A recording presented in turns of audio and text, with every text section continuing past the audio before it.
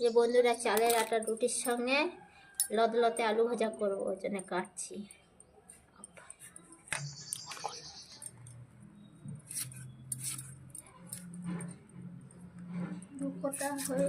দুবার টুকটুক করা হয়ে বন্ধ। বন্ধুরা, লদলতে আলু ভাজা করব।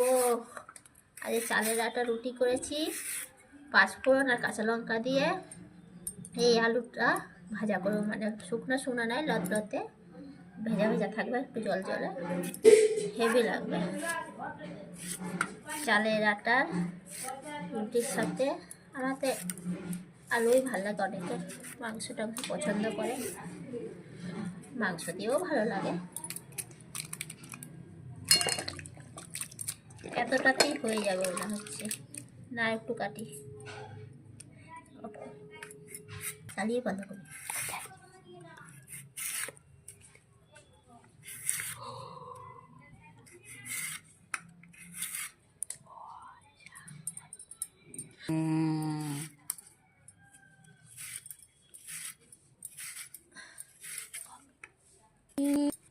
অসুবিধা হয় না, তো একবারে হয়ে যায় তাড়াতাড়ি, শর্ট করে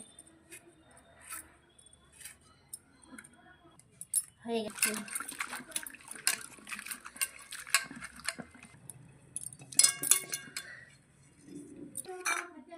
টমেটোটা কেটে নিই, আলু ভাজাতে দেবো। এই মশলা, কাঁচা লঙ্কা, টমেটো আর পাঁচফোড়ন, তেজপাতা, বাস। লদলতে আলু ভাজা হেভি লাগবে বন্ধুরা, এইভাবে বানিয়ে খেয়ে দেখবেন। লঙ্কাটা ছিঁড়ে নিই, দাঁড়া দিতেছি।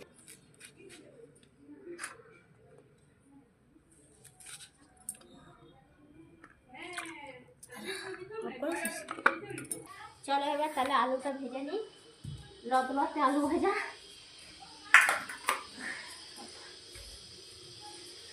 আমি এখানটা পরিষ্কার করে নিই। আমার পরিষ্কার করে আস্তে আস্তে কড়াইটা গরম হয়ে গেছে, আলুটা চটপট ভেজে নিই। তেজপাতা তেলে যাবে ছক করে, তেজপাতা দিয়ে দিলাম, পাঁচফোড়ন দিয়ে দিলাম, আলুটা দিয়ে দিলাম,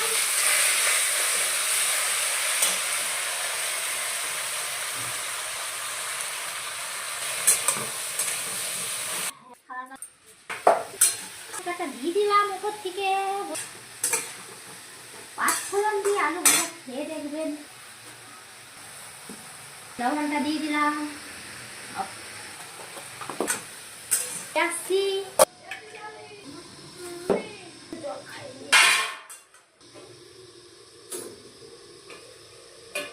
দেখি।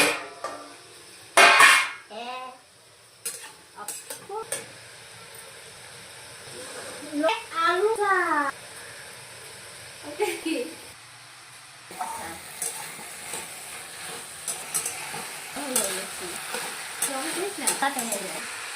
টমেটোটা দিয়ে দিলাম, সঙ্গে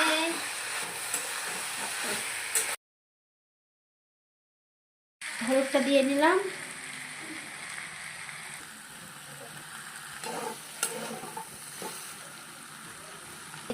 লদলতে আলু ভাজা করার জন্য হালকা করে অনেক গরম হয়ে যাবে, একটু ঢাকা দিয়ে দিই।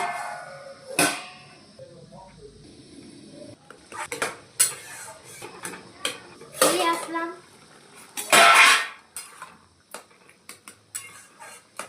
দেখো সুন্দর আলু, লদলতে আলু ভাজা। একটু চিনি দিয়ে দেবো হালকা, খেতে স্বাদ লাগবে। বাঙালির তো সব খাবারই হালকা চিনি না দিলে ভালো লাগে না।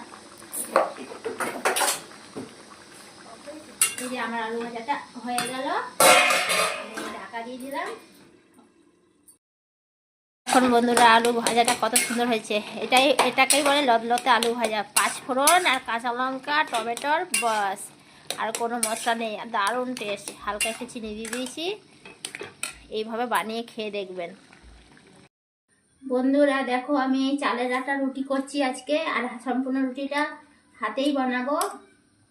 তো আজ মঙ্গলবার, নিরামিষই খাই মঙ্গলবারে, ওর জন্য আজ চালের আটা রুটি করছি। ওর জন্য নয়, আটা রুটি তো খাওয়াই হয়, তো চালের আটা রুটিটা বেশ লাগে, ভালোই লাগে। তো আমি সম্পূর্ণ রুটিগুলো হাতেই বানাবো এইভাবে। তো তোমরা দেখতে থাকো কেমন আমি সম্পূর্ণভাবে হাতে বানাচ্ছি। অনেকে বেলনিতে বেলে, তো আমার বেলনিতে বেলতে ভালো লাগে না। ভালো লাগে না বলতে কি, বেলনিতে আমি পারি না, ফেটে যায় আটা। অনেকে দেখেছি বানায় কি সুন্দর, ফাটে না, কিন্তু আমারটা ফেটে যায়। ওর জন্য আমি সম্পূর্ণ রুটিগুলো হাতেই করব। আমার কাছে হাতেই সুন্দর হয়, ফাটে না, আর সব রুটিগুলো ফুলকো ফুলকো হবে। এইভাবেই বানাবো। দেখো সম্পূর্ণ রুটিগুলো আমি কিভাবে হাতে বানাচ্ছি দেখুন। বেলনির দরকার নেই। বুদ্ধি থাকলে কি আর ঘর জামাই থাকে লোকে? বুদ্ধি না থাকলে ঘর জামাই থাকে। বেলনিতে করে বেলো, সেটাও বড় টাইম লাগে, আবার বেলনিটা ধুতে হবে, সেটাও বড় টাইম লাগে। তার থেকে বাবু আমি হাতেই বানাবো, হাতটা ধুয়ে নেবো, কি ঝামেলা। ওটা কি বেলনি লাগছে, হাতেই রুটি বানা, হাতেই। ঠিক না বন্ধুরা? ঠিক বলেছি তো? রুটিটা উল্টিয়ে দিলাম, আর এই যে হাতে বানাচ্ছি। পুরো বানানো হয়ে যায় হাতে, আপনারাই দেখতে পারেন, আপনাদের সামনেই পুরো বড় পুরো রুটিটা। আর আমাদের বাড়িতে একটা লালি বুড়ি আছে, এই বানাতে না বানাতে ওর খিদে লেগে যায়। দেখুন কিভাবে খাচ্ছে দুপুরে দাঁড়িয়ে দাঁড়িয়ে লালি বুড়িটা। দেখুন রুটিটা হাতে কেমন বানিয়ে ফেললাম। এবার আমি সেঁকবো। দেখুন রুটিগুলো সব ফুলকো ফুলকো হবে। এরা হবে না যে হাতে বানাচ্ছি বলে ফুলবে না, ফুলবে। ইয়ে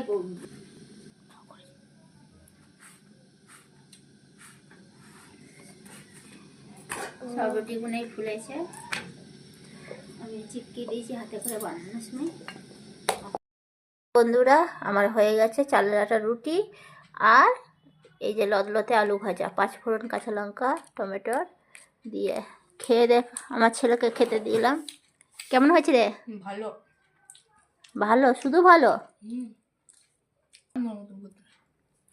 দেখো বন্ধুরা কি সুন্দর কালারটা হয়েছে, হেভি টেস্ট। চলো তাহলে ভিডিওটা এখানেই বন্ধ করি। হয়ে গেছে আমার রান্না, আজকের খাওয়া হয়ে গেছে। দিয়ে কিছু খেয়ে যায়নি, মঙ্গলবারে নিরামিষই খাই। এই যে চালের আটা রুটিগুলো দেখি ওবার একটুখানি নরম নরম বেশি পছন্দ করে।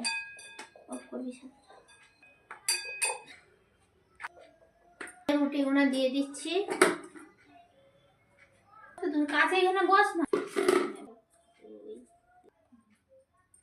কোনটা তরকারি টিফিনটা যে দিয়ে দিই।